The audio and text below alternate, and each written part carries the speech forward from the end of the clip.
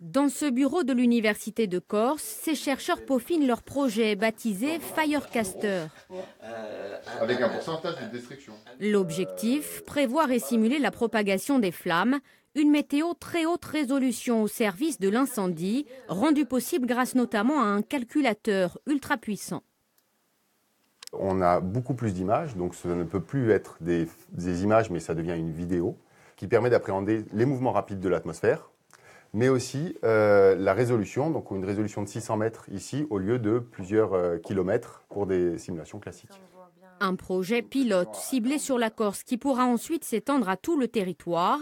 Opérationnel depuis le mois de mai, cet été, ces prévisions météo Firecaster ont permis d'aider les pompiers lors des incendies à répétition qui ont frappé l'île.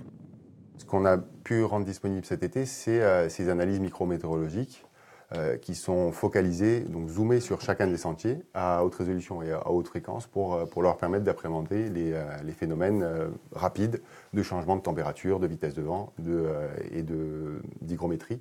Autre facteur essentiel dans la gestion de l'incendie, la prédiction de l'état de la végétation, un aspect technique toujours à l'étude. Un paramètre qui est très important, c'est l'humidité du combustible, parce que ça joue un rôle très important dans le comportement et la propagation de feu.